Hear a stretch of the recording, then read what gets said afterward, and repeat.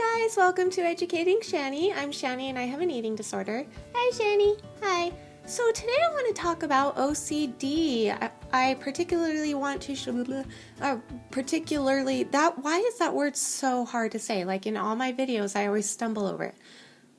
Particularly my experience with OCD. I just want to remind you, if you don't know who I am, I'm not a doctor, I'm not a psychologist or a psychiatrist. I have no training in this. My videos are about what I experience with all of the things that I talk about, and I just wanted to share some of it because I think that some of it will help you. If you're watching this, somebody out there, it might help somebody, and so why not talk about it? And so that's what I'm gonna do. You all know that I have an eating disorder and I make videos about it and I talk about it all the time.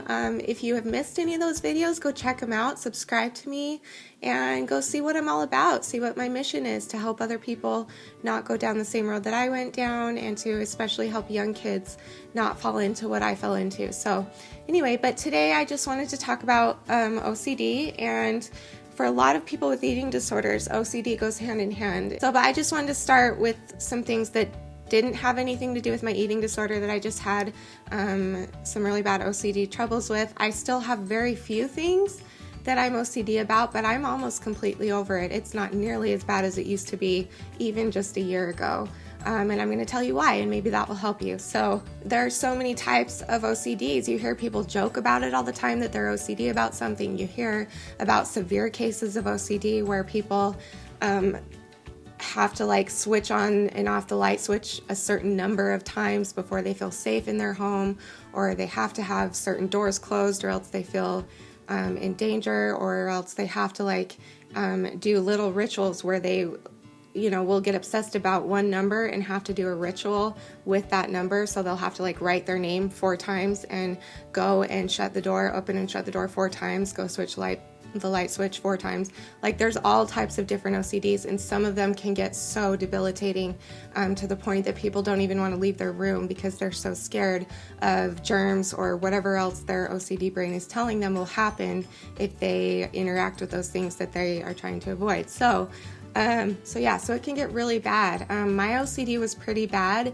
It wasn't that bad. I don't want to say that it was like super like debilitating for me, but it was kind of, but not to the point like that I couldn't leave my room or anything like that. Like it wasn't that bad, but it was pretty bad. So for me, the biggest thing that I had a problem with was washing my hands and sanitizing my hands with like Purell sanitizer all the time. I probably sanitized about 100 times a day, and I probably washed my hands with antibacterial soap about 50 times a day. And if I touched anything that I didn't feel was safe, which some of it was completely ridiculous, bugs, but some of it was, I had reason to be a little bit paranoid about it, but I turned it into something bigger than it was, or at least my OCD did.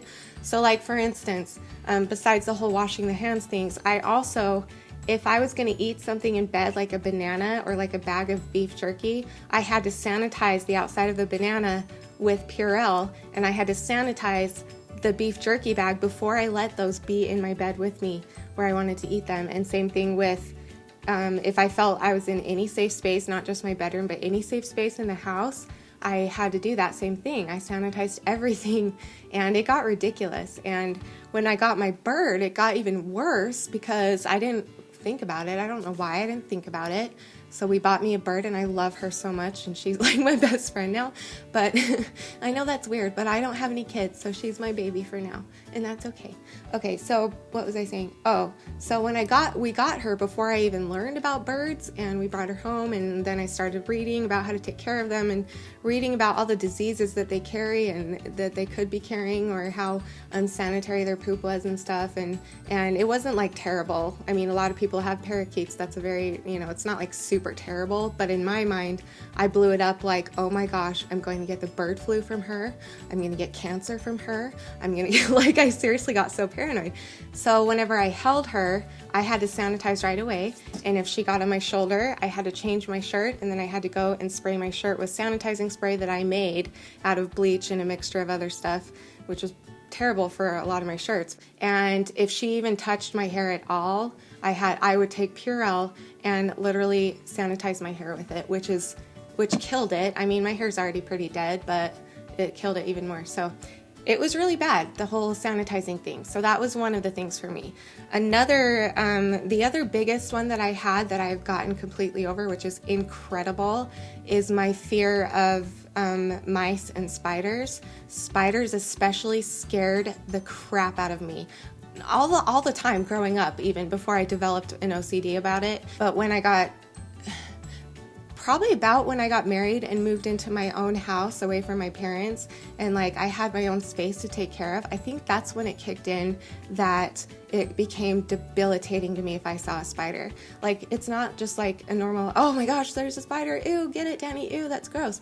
It was like, if there was a spider in a certain room, I would not be able to go in that room for at least a week. I would make Danny go kill the spider, get rid of it. I would give him Lysol to go spray down the entire room, and I would not be able to go in that room. So if it was in my bedroom, I literally would not sleep in there for a whole week. I would go sleep out on the couch or something. Like, it was really bad. And mice, I'm not scared of. I think they're adorable. They're so cute to look at, but I'm scared of their germs. Like, their germs really, I mean, and that one's pretty justified, don't you think? But I also had that same paranoia that I did with spiders. If I saw a mouse in a room, I couldn't touch that room for a whole week, or I would just die. And I seriously, it wasn't just like, oh, that's so funny, she's scared of spiders. No, it was like I bawled my eyes out because I was so terrified to go wherever I saw one of those things. So anyway, so what helped, those are my two biggest ones, and they're the ones that I want to talk about because they're the ones that I've been able to get over. And this is huge, you guys. If you know me, if you've known me for a while, you know that I've had these issues for so long, and that they kind of determine where I'm able to live and how I'm able to live. And like, it just, like, every time we searched for a new apartment, I had to make sure it was on the top floor, and I had to go check it out, and I had to ask the neighbors how many spiders they get and how many mice they get. And yeah, so it got ridiculous. So that's actually part of why we moved in with my parents. It wasn't just because I was really sick and I needed them nearby. That was true too. But their house was newer than my house, and my OCD had gotten so bad in our old house before this that I couldn't even go in there. It was a really old house, tons of spiders. We had like all kinds of pipes breaking in the basement, and poo was everywhere. And like, it just got so bad. Like, my OCD was out of control. And so that's one of the reasons that we actually moved in here to my mom's house. So, but it didn't help. When we moved in, I was still just as paranoid. I was still just as, OCD about everything. And what changed it for me, my husband came to me one day and he was telling me, he told me all the time, but he really kind of sat me down. And I think you've met him once or twice now, and he's kind of, he's a goofy person, and he's a funny person, but he's also kind of serious sometimes. So he sat me down, and he told me that he was really worried about me because at this point, my hands, I don't know if you can still see the scars. I think they're going away. You can still kind of, okay, so I used to have like this line here, you can still kind of see it. This line and above into my hands was always bright red, always like cracking and bleeding and just like the roughest skin that you can imagine all the time, just because I was so obsessed with sanitizing and all that. So he was sitting me down and telling me that he was worried about that, and he said, I just want you to try one thing for me, because this is something that helps me, is what he said. He said, just try for 1 week, just 1 week. If you see a spider, make the decision to kill the spider, throw it away, and go on with your day. And I know that sounds simple, but in my mind, I'm like, hell no, I'm not going to do that. Are you kidding me? I don't even touch spiders. I'm not going to kill a spider. That's disgusting. You have to do it. He's like, no, I want you to do this. I want you to practice.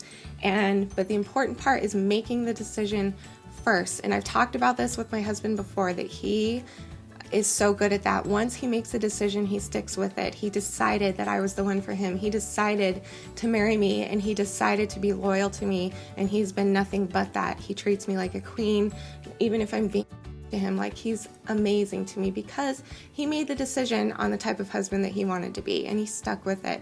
So he's just one of those people that once he makes a decision, he sticks with it. And I saw that in him. So I'm like, okay, you know what? I'll give it a shot. You guys, it worked. It worked. I kid you not. It took a little while to get out of it completely, but the first week was really, really hard. Every time I saw a spider, I killed it. And I would freak out a little bit and get all shittery. Sorry, Mom, that one was an accident though. Okay, so I would get all shivery, and just not want to be in that room. But I decided that that's the first step I would take. So after I killed the spider, I would stay in that room and just try. I was not able to do much in that room except for sleep, but that was still a start. That was a huge start. So, and then as time went on and I kept practicing, it just kept getting easier and easier. And that was like a year ago maybe. And I'm to the point now where I don't care if I see a spider. Like, I genuinely do not care. I'll just go kill it, throw it away, and not even think about it the rest of the night. I don't have that feeling anymore. Like, there's going to be spiders in all my food, and we're infested with spiders, and they're going to crawl and be in my ears and be in my bed all the time. And like, I have not had that type of a paranoia since that week that I started doing that. So it worked. Like, it really worked for me. And so if you have an OCD, I would suggest just starting really small with it. Just make a decision, first of all, that you're going to try. Make the decision in your head that you're going to let yourself try.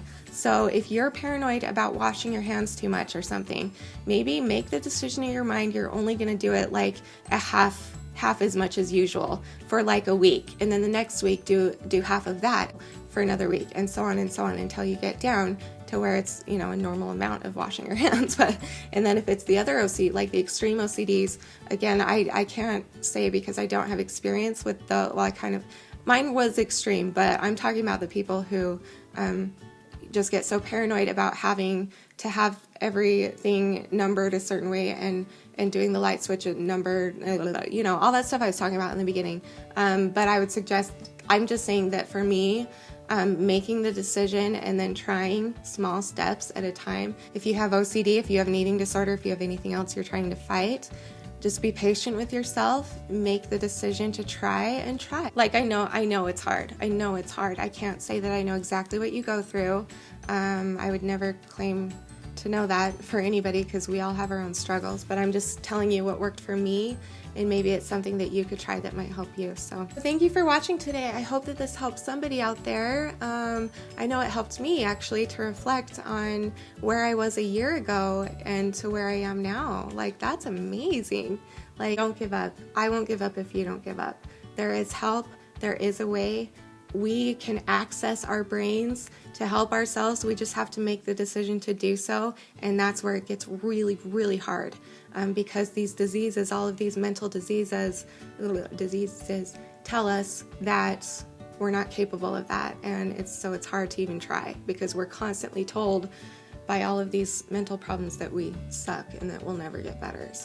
But we need to remember that we are human beings and that we are all here fighting and working and learning and coexisting together. And yeah, you guys, we can do this. Like, I'm feeling really good about it. And join me tomorrow for my weekly Wednesday update. And if you haven't subscribed to me already, please do so. I'm almost to 100 subscribers. And I know that compared to the rest of YouTube, that's like nothing. But for me, that's amazing. That means I have 90 people out there who watch my videos every week, who care about me, who are behind me, supporting me, at least 90 people. I've been getting tons of views on my videos, which is amazing. It's only been a few months and I have like 4,000 views almost, I think, or 3,600 or something. So that's amazing too. So help me get to 100 subscribers because I want to do something special for it. I don't know what yet, but I'll try and think of something. So help me get there. If you are already subscribed, spread the word for me. If you know people who are on YouTube a lot and they're looking for somebody else to follow on YouTube, have them follow me because I'm literally taking you through the ups and downs of my journey to finding recovery for my eating disorder. And that's not easy for me to do. But the more people I have rallying around me, the easier it is for me to do. And my biggest goal of all is to reach the young people out there and to get them before they fall into what I fell into. So, okay, so if you watch all my videos, all of this is probably boring to you to hear again, but this is for those of you who have never seen me before. Go check me out, go check out my videos. So I'll see you tomorrow for my weekly Wednesday update. Thank you for watching. You're beautiful, you're worth it, and I am too. Thank you for watching. Bye!